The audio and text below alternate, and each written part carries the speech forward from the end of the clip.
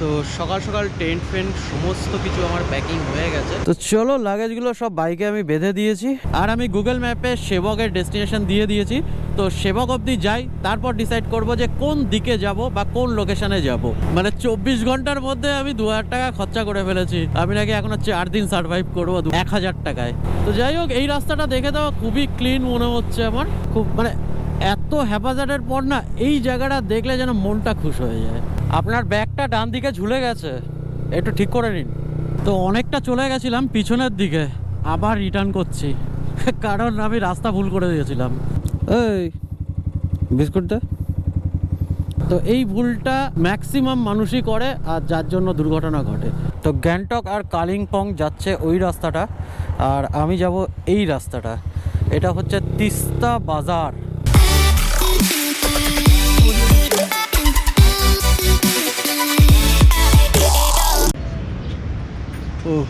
তো সকাল সকাল টেন্ট ফেন্ট সমস্ত কিছু আমার প্যাকিং হয়ে গেছে। তো এখন আমি আছি শিলিগুড়ির একটু আগে। শিলিগুড়ি এখান থেকে 120 কিলোমিটার মতো দেখাচ্ছে।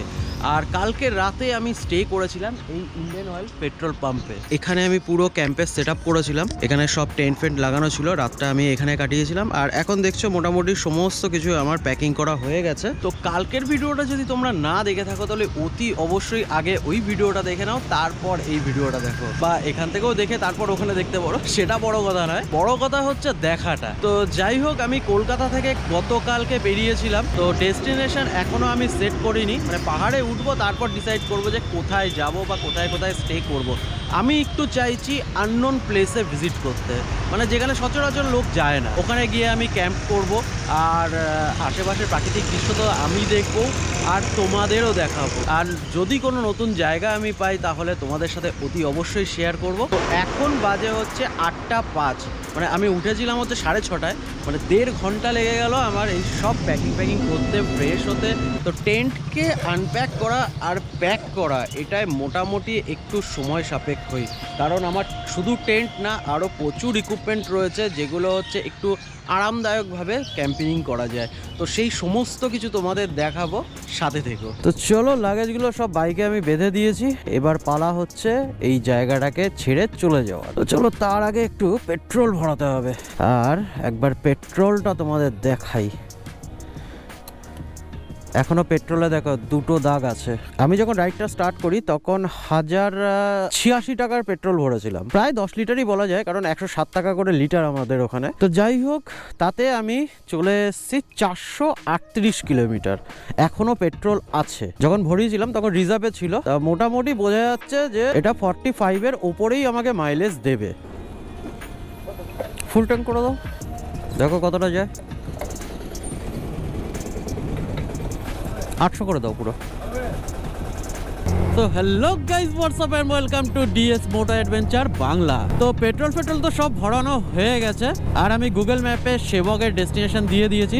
তো সেবক অবধি যাই, তারপর ডিসাইড করব যে কোন দিকে যাব বা কোন লোকেশনে যাব, বা মাল্টিপল লোকেশনেও যেতে পারি। তো সেবক এখান থেকে 143 কিলোমিটার, যেখানে গুগল ম্যাপ দেখাচ্ছে 3 ঘন্টা 10 মিনিট লাগবে। তো ওরকমই মনে হচ্ছে লাগবে, কারণ বেশি স্পিড আপ তো আমি করছি না, মোটামুটি 100-র উপরে গাড়ি টানছি না, আর ম্যাক্সিমামটাই 75 to 80 রাখছি, কারণ আমার বাইক ফুল লোড আছে। তো কোনো রিস্ক নিয়ে দরকার নেই ভাই, আরামসে যাব, রিল্যাক্সে ঘুরবো, বাড়ি ফিরে যাব, বাড়ির ছেলে বাড়ি ফিরে যাব, কারণ আবার আর একটা রাইডে বেরোতে হবে। তো যাই হোক, যেমনটা কালকের ভিডিওতে আমি তোমাদের বলছিলাম যে এই রাইডটা আমি করতে চলেছি মাত্র 3000 টাকায়, মানে 5 দিনের রাইড, তাও আবার পাহাড়ে। মানে ধরে রাখো 1500 থেকে 2000 কিলোমিটারের মধ্যে থাকবে, তারপরে 5 দিন, তাও আবার 3000 টাকায়।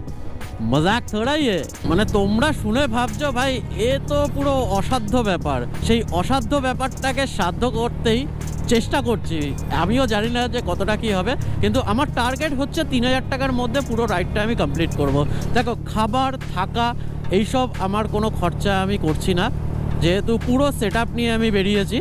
আর এখনও পর্যন্ত আমার যা খরচা হয়েছে সেটা ধরো 1886 টাকার আমি পেট্রোল ধরেছি। 86 টাকা, এখানে 802 টাকার পেট্রোল ভরলাম, মানে 1888 টাকার আমি পেট্রোল ভরিয়েছি। আর 2টো জলের বোতল কিনেছিলাম আর কটা ছোট ছোট কাপ কিনেছিলাম। তো ওখানে মোটামুটি ধরো 100 টাকা হয়নি ওখানে।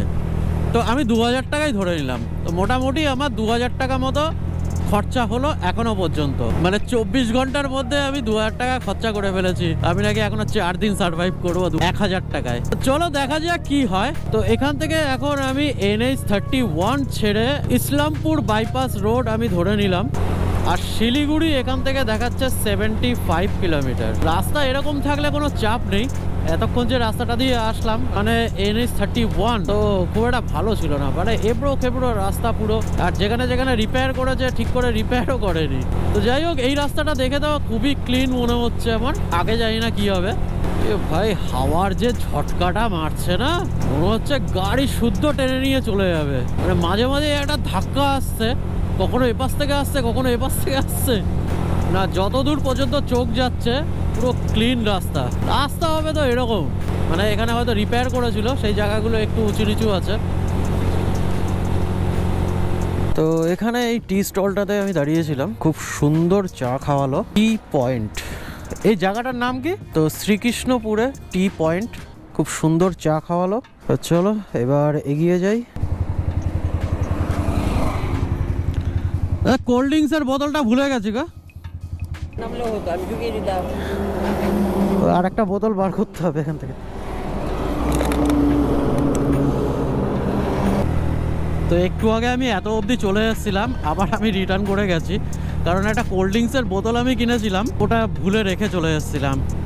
আর এই চায়ের দোকানটায় আমার বিল হলো হচ্ছে 190 টাকা, শুধু চা খাওয়ার জন্য না। চা খেলাম, একটা কেক খেলাম, আর তার সাথে একটু কোল্ড ড্রিঙ্কস নিয়ে নিলাম, আর কিছু ম্যাগির প্যাকেট নিলাম, বিস্কিটের প্যাকেট নিলাম। তো সমস্ত কিছু মিলে 190 টাকা হয়ে গেল। তার মানে টোটাল আমার এখনো পর্যন্ত খরচা হলো 2190 টাকা। ওই 90 বা 80 ধরতে পারো, কারণ আগে 10 টাকা এক্সট্রা ধরে রেখেছিলাম। তো চলো এবার নেক্সট স্টপ আমি দেবো সেবকে গিয়ে। তো সেবক এখান থেকে 84 কিলোমিটার, মানে 2 ঘন্টা 5 মিনিট দেখাচ্ছে গুগল। দেখি কতক্ষণে পৌঁছাতে পারি।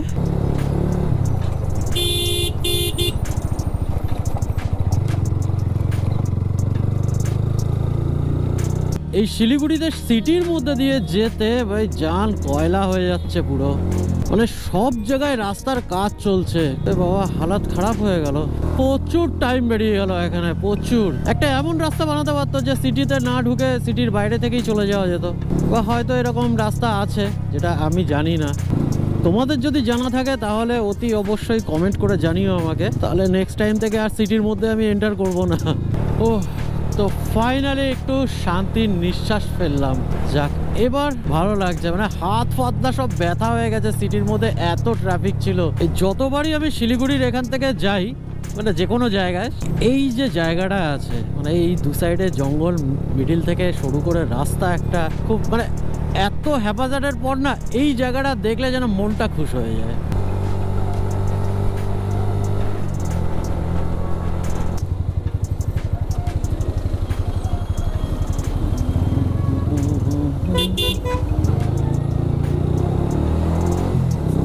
তো চলো আমি ঢুকে গেছি এখন সেবকে।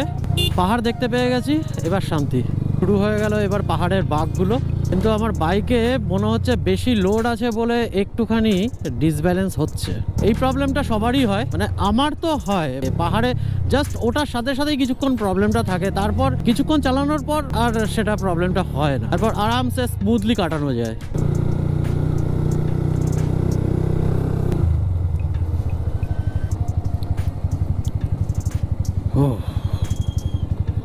তো ফাইনালি একটা দুটো ফটো তো নিতেই হয়।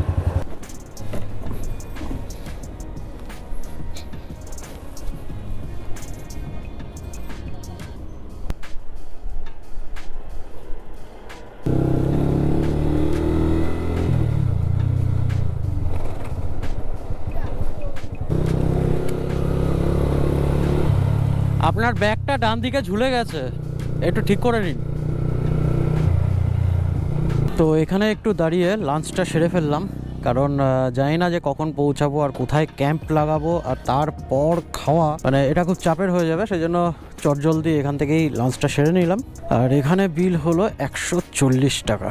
ডবল ডিমের অমলেট আর সবজি ভাত 140 টাকা। তার মানে আমার খরচার খাতায় আরও বেড়ে গেলো 140 টাকা। তার মানে টোটাল আমার হলো 2340 টাকা।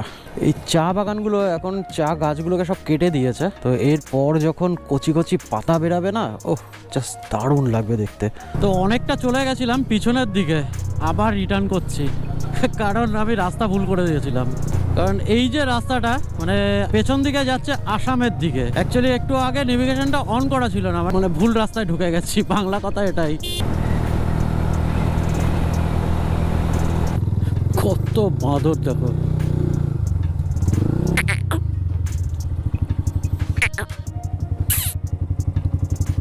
কাওয়া কিছু করতে পারবি না, পুরো প্রোটেকশন আছে, থাবড়া দিবি পারবি না। দে বিস্কুট দে, এই বিস্কুট দে। দিবে না দেখো, লাগবে না তোর বিস্কুট।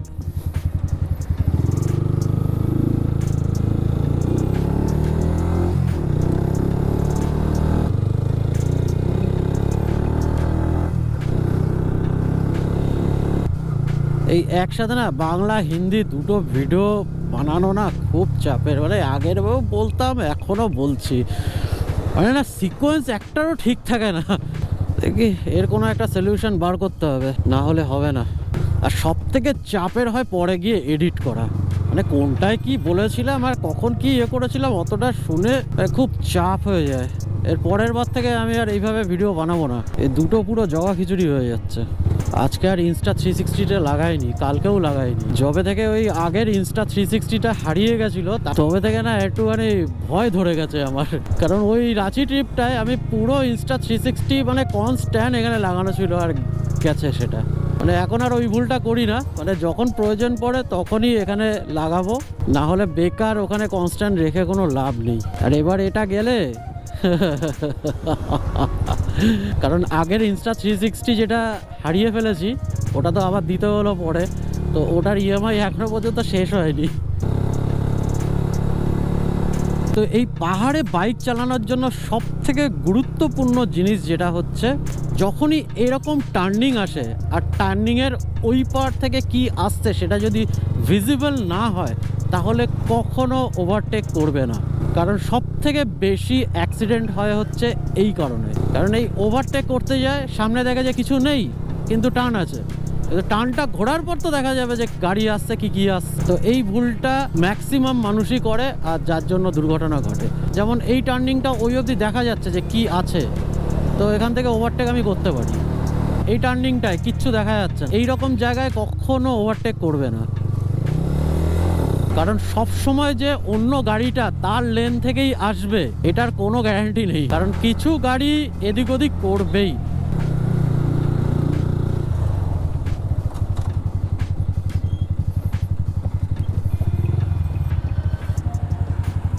এর আগে যতবারই এখান থেকে আমি গেছি কখনো এখানটায় দাঁড়ানোর আমি সুযোগ পাইনি, আজকে পাইছি সুযোগ। দু সাইডে ফটো তুললানি, এই তারগুলো না থাকলে খুব ভালো হতো। ও ভাই নিচে তাকালে গাটা শিরশির করে উঠছে। এরকম জায়গায় তাকালে অসুবিধা হচ্ছে না, কিন্তু ওই জায়গাটা তাকালে পুরো গাটা শিরশির করে উঠছে। এরা তো ফটো নিতেই হবে। ভাই রাস্তার ধারে সব লেবু নিয়ে বসেছে, কিন্তু ভাই লেবুর থেকে তো লেবু আলিগুলোরে বেশি সুন্দর দেখতে। ও মাই গড, লেবু আলিকে দেখো, এ কি করছি এসব আমি? হ্যাঁ, তা বউ শুনলে না ঘর থেকে বার করে দেবে।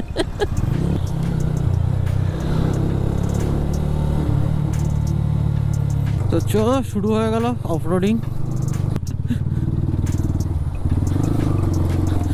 ঠিক আছে, এমন কিছু অফরোড না।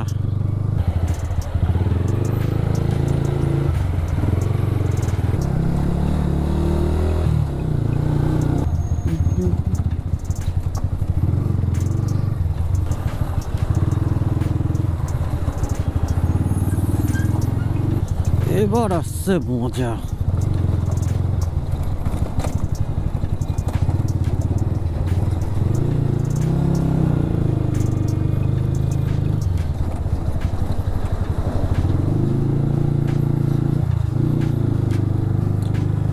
এরকম না হলে হয়, তাও তো একটু একটু। তো গ্যাংটক আর কালিম্পং যাচ্ছে ওই রাস্তাটা, আর আমি যাব এই রাস্তাটা। এটা হচ্ছে তিস্তা বাজার, মানে এই রাস্তাটায় আমি এই ফার্স্ট টাইম আসলাম। তো আমি কিভাবে ছবি তুলছি তোমাদের একবার দেখাই।